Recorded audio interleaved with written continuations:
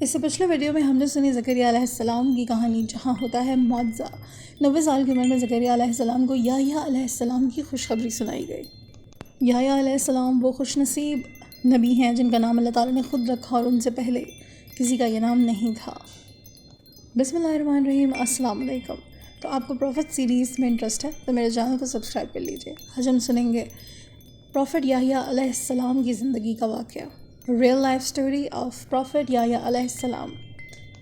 قرآن کریم کی سورہ مریم میں کیا کہا جا رہا ہے کہ اے یحییٰ، کتاب کو مضبوطی سے تھام لیجئے، ہم نے انہیں بچپن میں ہی نبوت عطا فرمائی۔ ایک اور آیت کا ترجمہ ہے، ہم نے اپنی طرف سے یحییٰ کو پاکیزگی اور نرم دلی دی۔ قرآن کریم یحییٰ علیہ السلام کی پاکیزگی، ان کی نرم دلی کی گواہی دے رہا ہے۔ ایک اور آیت میں کیا کہا جا رہا ہے، سلام اس دن پر کہ جب یحییٰ پیدا ہوئے، سلام اس دن پر جب وہ دنیا سے گئے۔ اور پروفٹ یحییٰ علیہ السلام کی ریئل لائف سٹوری کا واقعہ ہم یوں ہی سنتے ہیں کہ یحییٰ علیہ السلام کی شہادت کا واقعہ۔ تو آج ہم جانیں گے کہ اس دن پر سلام ہے تو وہ دن کیسا تھا کہ جب وہ دنیا سے گئے۔ جب ہم نے زکریا علیہ السلام کی سٹوری سنی تو اس میں داستان تھی ولادت یحییٰ علیہ السلام، اور آج جو ریئل لائف سٹوری ہم سن رہے ہیں یحییٰ علیہ السلام کی، یہ ہے شہادت یحییٰ علیہ السلام۔ یحییٰ علیہ السلام کے دور میں ایک بہت گناہ گار بادشاہ تھا۔ اس نے کیا کیا کہ اس نے اپنے محل میں اپنے بھائی کی بیوی کو ناجائز طریقے سے رکھا ہوا تھا۔ اب آپ سمجھ سکتے ہیں کہ میں یہاں ناجائز کا الفاظ کیوں استعمال کر رہی ہوں۔ تو وہ اس کے بھائی کی بیوی تھی اور اس نے اسے اپنے محل میں ناجائز طریقے سے رکھا ہوا تھا، اور ایسا وہ اعلانیہ کر رہا تھا، اور یہ اللیگل ہے۔ تو وہ اس وقت کا بادشاہ تھا، اور یحییٰ علیہ السلام اس وقت کے نبی تھے، یعنی کہ لوگوں کی ہدایت کے لیے اللہ کی طرف سے ایک برگزیدہ پیغمبر تھے۔ یحییٰ علیہ السلام کو جب اس بارے میں علم ہوا تو انہوں نے اس بادشاہ کو ٹوکا، اس کی اصلاح کرنے کی کوشش کی، اسے روکنے کی کوشش کی کہ جو ناجائز عمل وہ کر رہا ہے وہ نہ کرے۔ یحییٰ علیہ السلام نے اسے سمجھایا کہ تم وقت کے بادشاہ ہو، لوگوں کے اوپر حکمران ہو، اگر تم اس طرح کی حرکتیں کرو گے، اس طرح کے گناہ میں ملوث ہوگے تو پھر عوام کیا کرے گی؟ عوام بھی اس چیز کو حق سمجھ کے، اچھا سمجھ کے وہ بھی یہی کرے گی۔ تو اس سے باز آ جاؤ اور اللہ کے لیے ایسا نہ کرو۔ اب جب یحییٰ علیہ السلام نے بادشاہ کی اصلاح کرنے کی کوشش کی تو بادشاہ کے پاس خود کو ڈیفینڈ کرنے کے لیے کچھ بھی نہیں تھا۔ کیوں نہیں تھا؟ کیونکہ بادشاہ یہ بات جانتا تھا کہ وہ غلطی پر ہے، وہ مجرم ہے، اور وہ اللیگل اور نامناسب اور بے حیائی ہی کر رہا ہے۔ اب بادشاہ یہ بھی جانتا تھا کہ یحییٰ علیہ السلام وہ نبی ہیں جن کا اثر و رسوخ عوام کے اوپر ہے۔ وہ جب بات کرتے ہیں تو عوام کے دل جھوم جاتے ہیں ان کی بات سے، ان کے دلوں پر وہ بات اثر کرتی ہے، ان کی باتیں ان کے اندر پینیٹریٹ ہو جاتی ہیں۔ وہ یہ بھی جانتا تھا کہ یحییٰ علیہ السلام کا اللہ کے بارے میں بات کرنا، لوگوں کو سمجھانا کتنا پاورفل ہے، کس طرح سے وہ لوگوں کے مائنڈ سیٹ کو چینج کر دیتے ہیں، کس طرح ان کے دلوں میں اللہ تعالیٰ کی محبت کو پیدا کر دیتے ہیں۔ یحییٰ علیہ السلام وہ نبی ہیں جو رویا کرتے تھے، اللہ کی یاد میں رویا کرتے تھے، اور اس طرح رویا کرتے تھے کہ ان کے گالوں پر، ان کے رخسار پر ان کے آنسوؤں کے نشان بھی موجود رہتے تھے۔ وہ اتنا اللہ کی یاد میں، اللہ کی محبت میں، اللہ کے خوف میں بخشش مانگنے کے لیے روتے تھے۔ ان کے پاس جب لوگ آتے تھے تو اللہ تعالیٰ کی محبت سے کوئی استغفار کرنے لگتا تھا تو کوئی سجدے میں گر پڑ کے رونے لگتا تھا۔ اس طرح سے وہ بات کرتے تھے اللہ تعالیٰ کے بارے میں۔ تو ہم اندازہ کر سکتے ہیں کہ لوگ ان کے لیے کیا جذبات رکھتے ہوں گے، وہ لوگوں کے لیے کتنی اہمیت کے حامل ہوں گے۔ تو اب بادشاہ ڈائریکٹلی ان کے ساتھ کوئی غلط بات یا غلط کام تو نہیں کر سکتا تھا۔ تو جب لوگ یہ جانتے ہوں کہ نبی یحییٰ علیہ السلام بادشاہ کو ٹوک رہے ہیں یا کسی عمل کو حرام اور اللیگل کہہ رہے ہیں تو وہ کیسا عمل ہوگا؟ تو بادشاہ یہ تو جان گیا تھا کہ اب اگر انہوں نے مجھے غلط کہہ دیا ہے تو پوری عوام میں غلط ہی ہوں اور میری بے عزتی کا باعث ہے یہ بات۔ تو بادشاہ کو یہ بات بہت ناگوار گزری، مگر وہ یحییٰ علیہ السلام کی نیک نامی کی وجہ سے ان سے ڈرتا بھی تھا۔ اب وہ جو عورت تھی جس کے ساتھ اللیگل ریلیشن شپ رکھا ہوا تھا وہاں کے بادشاہ نے، تو وہ جانتی تھی کہ یحییٰ علیہ السلام کے ہوتے ہوئے اب یہ سب ہو نہیں پائے گا، تو وہ بادشاہ کو بھڑکاتی رہتی تھی یحییٰ علیہ السلام کے خلاف کہ اگر میرے ساتھ تعلق رکھنا ہے تو یہ یحییٰ کے ہوتے ہوئے تو ممکن نہیں ہے۔ اب وہ سکھانا، پڑھانا، پلاننگ، پلاٹنگ، کیونکہ وہ دونوں ہی ظاہر جان چھڑانا تو چاہتے تھے، اس کا جو نتیجہ نکلا وہ یہ نکلا کہ بادشاہ کے پاس کوئی ایسا تو تھا نہیں کہ وہ یحییٰ علیہ السلام کے ساتھ جو ہے وہ اچانک سے کچھ غلط کر دے، کیونکہ وہ جانتا تھا کہ عوام ان سے محبت کرتی ہے۔ تو بادشاہ نے پہلے ان پہ کیا، جیسے آج کل ہوتا ہے نا، ہم چھوٹا موٹا الزام لگا کے کسی کو اندر کرتے ہیں اور پھر اس پہ ڈالتے جاتے ہیں یہ سیکشن وہ سیکشن۔ تب ہوا یہ کہ بادشاہ نے کہا کہ بھائی یحییٰ علیہ السلام جو ہے انہوں نے حکومت کے معاملات میں بلا وجہ کی جو ہے دخل اندازی کی ہے، اس جرم میں انہیں زندان میں ڈالا جا رہا ہے، جیل میں ڈالا جا رہا ہے، قید کیا جا رہا ہے۔ تو یحییٰ علیہ السلام کو اس طرح اس بادشاہ نے قید کر دیا، اور الزام کیا لگا ان کے اوپر، ایلیگیشن یہ تھا کہ انہوں نے ریاستی معاملات میں دخل دیا ہے جہاں ان کا نہیں بنتا تھا۔ سو یوں اللہ کے نبی قید میں چلے گئے۔ تو اب یہ وہ پہلا کام تھا جو آج دنیا میں لوگ کرتے ہیں، کسی کو اندر کروانے کے لیے اور بہت بری طرح پھنسانے کے لیے جو پہلا کیا جاتا ہے نا کام، اس کے اوپر کہ جھوٹے کیسز ڈال کے اسے اندر کرواتے ہیں اور پھر اس کی جینا حرام کرتے ہیں۔ تو بس اب وہی ہوا تھا کہ یہ بادشاہ کا پہلا ٹریپ تھا، ان کو شیطان مردود نے یحییٰ علیہ السلام کے خلاف کام کروا دیا تھا، ٹھیک ہے۔ تو وہ یہ تھا کہ یحییٰ علیہ السلام اب قید ہو چکے ہیں۔ اب بادشاہ کے دربار میں ایک بہت بڑا کوئی ایونٹ تھا، سیلیبریشن ہو رہی تھی، شاید بادشاہ کا برتھ ڈے تھا، تو سارے اس کے وزیر اور جو بھی لوگ ہوتے ہیں بادشاہ کی رعایا کے اور ان کی جو بڑی بڑی پوسٹ کے لوگ ہوتے ہیں سب موجود تھے، اور موسیقی رقص کی محفل بھی چل رہی تھی، کیونکہ ظاہر ہے بادشاہوں کی محفل میں کیا ہوگا، شراب نوشی ہوگی، ناچ گانا ہوگا، یہ سیلیبریشن ہو رہی تھی نا، تو یہ عروج پہ بڑا سب کچھ چل رہا تھا اس وقت۔ اب وہ جو عورت تھی نا جس کے ساتھ بادشاہ کے ناجائز تعلقات تھے، جو کہ اس کے بھائی کی بیوی تھی، تو اس بھائی کی جو بیوی تھی، یعنی اب بادشاہ کی جو بھتیجی ہے، یعنی کہ اس کے بھائی کی جو بیٹی ہے، وہ آتی ہے دربار میں اور وہ رقص کرنا شروع کرتی ہے بادشاہ کے سامنے۔ تو اب یہ جس عورت کا عاشق ہے، یعنی اپنے بھائی کی بیوی کا عاشق ہے، اور بھائی کی بیٹی آ کے اب رقص کرنا شروع کرتی ہے۔ اب یہاں دیکھیں آپ کہ کیا ہو رہا ہے۔ اب وہ بے حیائی رقص شروع ہوا، اور شراب نوشی اس حد پہ تھی کہ بادشاہ تو نشے کے عالم میں پاگل ہوا پڑا تھا۔ تو اس بے حیا بادشاہ نے محفل میں یہ کہا کہ بھائی جو رقاصہ تھی، جو اس کی بھائی کی بیٹی یعنی اس کی اپنی بھتیجی تھی، اس سے کہا کہ بھائی مانگ کیا مانگتی ہے، کیا چاہیے تجھے اس کے بدلے میں۔ وہ اس کے رقص سے بڑا متاثر ہوا تھا، جو بھی مانگے گی تجھے دیا جائے گا۔ تو بادشاہ تو اسی طرح کی بات کرتے نا، آفر کر دی اس نے کہ بھائی خوش ہو گیا وہ اس کے رقص سے کہ جو بھی مانگو گی تمہیں دیں گے۔ اب جب اس نے یہ اعلان کیا تو سارے دربار کے لوگ مخاطب ہو گئے کہ بھئی یہ بادشاہ نوازنے والا ہے رقاصہ کو۔ اب سارے لوگ اس سوچ میں پڑ گئے کیا مانگے گی، کتنی دولت مانگ لے گی، کیا ہوگی اس کی خواہش، کیا اب اس کو ملے گا، مال و دولت۔ اب جو لڑکی ہے جو رقص کر رہی تھی وہ بادشاہ سے کہتی ہے کہ میں پہلے اپنی ماں سے بات کروں گی۔ اس کی ماں کون تھی؟ وہ وہی تھی جس کا بادشاہ سے ناجائز تعلق تھا، یعنی کہ بادشاہ کے بھائی کی بیوی۔ تو اب وہ اپنی ماں کے پاس جاتی ہے، سارے لوگ دیکھ رہے ہیں کہ کیا چل رہا ہے، ماں بیٹی میں بات ہوتی ہے، ماں بیٹی کو کچھ کہتی ہے اور بیٹی آ کے اب بادشاہ سے کیا کہہ رہی ہے، دولت چاہیے؟ نہیں، دولت نہیں چاہیے۔ اقتدار چاہیے؟ اقتدار بھی نہیں چاہیے۔ جانتے ہیں اس بدبخت بے حیا نے کیا مانگا؟ اپنی ماں سے پوچھ کر آئی، اس کی ماں نے کہا کہ یحییٰ کا سر مانگو۔ اس نے حضرت یحییٰ علیہ السلام کا سر مانگا۔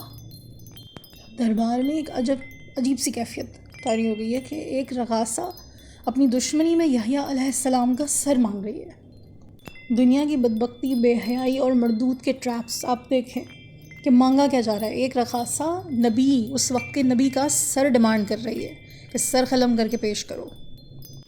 بادشاہ نے یحییٰ علیہ السلام کو پکڑ کے قید کر دیا تھا۔ اس کی دشمنی اتنی انتہا کی نہیں تھی کہ وہ ان کی جان لے لے، وہ انہیں نبی مانتا تھا۔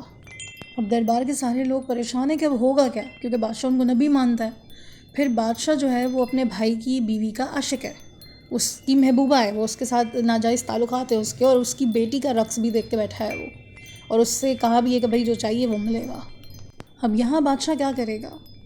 اللہ کے خوف میں مبتلا ہو جائے گا، یحییٰ علیہ السلام کو چھوڑ دے گا، یا پھر وہ شیطان کے ٹریپ میں آئے گا، اس کی پیروی کرتے ہوئے اس عورت کے ناجائز عشق کی وجہ سے اس کی بیٹی کو نوازے گا۔ کیا کرے گا بادشاہ؟ آپ کا دل کیا کہتا ہے کہ یہاں کیا ہونا چاہیے؟ اس بدبخت بادشاہ کو شیطان نے اپنے ٹریپ میں لیا اور وہ آ گیا، کیونکہ اس کے اندر شیطانیت تھی، ہوس تھی اس کے اندر، اس عورت کے لیے جس کے ساتھ اس کی بھائی کی بیوی، جس کے ساتھ اس کے ناجائز تعلقات تھے۔ اب اس کی بیٹی کو اس نے نوازنا تو تھا نا، کیونکہ اسے وہ عورت چاہیے تھی۔ بادشاہ سے شیطان نے وہ کام کروا دیا جو شاید کوئی اور کرتا تو ڈر جاتا۔ بادشاہ نے حکم دیا، پتہ نہیں چاہتے ہوئے نہ چاہتے ہوئے، اپنے درباریوں کو حکم دیا کہ جاؤ یحییٰ علیہ السلام کا سر قلم کرو اور تھال پہ رکھ کے اس لڑکی کو پیش کرو۔ استغفر اللہ! کیا حالت ہوگی، کیا لرزہ طاری نہیں ہوا ہوگا، کیا رونگٹے کھڑے نہیں ہوئے ہوں گے، کیسے اور کس دل سے اس نے یہ حکم جاری کیا ہوگا، کیا عرش کی حالت ہوگی، کیا فرش کی حالت ہوگی، فرشتے کانپ گئے ہوں گے شاید، کیا منظر ہوگا وہ اللہ کے اتنے چہیتے نیک نبی جن کے لیے قرآن خود کہہ رہا ہے کہ یحییٰ نیک اور رحم دل تھے، ان سے کبھی کوئی گناہ سرزد نہیں ہوا تھا، اور آج اللہ کے نبی کے ساتھ کیا ہونے جا رہا ہے یہاں پر کہ بادشاہ نے حکم دے دیا ہے اپنے درباریوں کو کہ جاؤ یحییٰ کا سر کاٹو اور ایک تھال میں پیش کرو۔ کس کو؟ ایک 2 کوڑی کی بدکار رقاصہ کو۔ اور یہ وہ نبی ہیں جن کے لیے اللہ تعالیٰ نے کیا کہا کہ ان کا نام بھی خود رکھا، اور ایسا نام رکھا جیسے پہلے کسی کا نہیں رکھا۔ اب درباری تو بادشاہ کے حکم کی تعمیل کر رہے ہیں، آگے بڑھے وہ یحییٰ علیہ السلام کی طرف، اس قید خانے کی طرف جہاں یحییٰ علیہ السلام کو قید کیا گیا تھا۔ درباری قید خانے گئے، یحییٰ علیہ السلام کیا معاملہ ہوا اس وقت، پکڑا جکڑا لٹایا، کیا کیا، بہرحال انہوں نے یحییٰ علیہ السلام کے سر کو قلم کر دیا، تھال میں سر کو رکھا، اور اس رقاصہ کو، اس عورت کی بیٹی کو جو رقص کر رہی تھی جس نے ڈیمانڈ کیا تھا، اس کو کہا یہ لو تمہارا تحفہ، یحییٰ علیہ السلام کا کٹا ہوا سر۔ وہ مقام ہے کہ کپ کپی داری ہو رہی ہے، یہ بولتے میں، یہ بتاتے میں، یہ سننے میں، اور انہوں نے کیسے کس دل سے یہ کیا، اس کے لیے جس کے پیدا ہونے کے دن پہ اللہ نے سلام کیا، جس کے دنیا سے جانے کے دن پہ اللہ نے سلام کیا، اس کو شہید کر دیا، اس کو ذبح کر دیا۔ کیسے ذبح کر دیا؟ اللہ سے خوف نہیں آیا، اور کس لیے؟ اس عارضی دنیا کے لیے۔ اور یوں اللہ تعالیٰ کے نیک رحم دل محبوب یحییٰ علیہ السلام اس دنیا سے وفات پا گئے۔ حضرت امام حسین نے سفر کربلا کے دوران بار بار یحییٰ علیہ السلام کو یاد کیا، اور شاید اس لیے کہ دونوں کو شہید کیا گیا تھا، کیونکہ دونوں کے سر کو قلم کیا گیا تھا، اور ان کے سر کو بھی کشت میں رکھ کے ملعون مردود یزید کے دربار میں پیش کیا گیا تھا۔ امام حسین نے ایک جملہ فرمایا کہ اس دنیا کی بے وقتی کے لیے یہی بات کافی ہے کہ یحییٰ علیہ السلام جیسے نبی کا سر ایک رقاصہ کے کہنے پر قلم کر دیا گیا۔ اب بات یہاں ختم نہیں ہوتی ہے، یہ قصہ بہت دردناک ہے۔ بات زکریا علیہ السلام جو کہ والد ہیں یحییٰ علیہ السلام کی، ان سے شروع ہوئی تھی۔ زکریا علیہ السلام کے ساتھ ان یہودیوں نے کیا کیا؟ آری لے کر، جو آرا ہوتا ہے بڑا سا، اس سے لے کر اسے ان کے سر پہ رکھا، اللہ اکبر، ان کے سر پہ رکھ کے ان کے سر کو 2 حصوں میں کاٹ ڈالا، چیر دیا، جیسے لکڑی کو کاٹ دیتے ہیں آری سے 2 ٹکڑوں میں، اور کاٹ کر پھینک دیا۔ کیا آپ سے یہ سننا برداشت ہو رہا ہے کہ زکریا علیہ السلام کے ساتھ یہودیوں نے کتنی بے دردی سے یہ کیا؟ اس باپ کے ساتھ جو نبی تھا، اللہ کے بندے کے ساتھ جو نبی تھا۔ تو کیا زکریا علیہ السلام کو دنیا میں کوئی شکست ہوئی؟ نہیں، انہوں نے اللہ کو پایا، جنت میں کسی اعلیٰ مقام پر ہوں گے، لیکن دنیا نے ان پر کیا ظلم کیا؟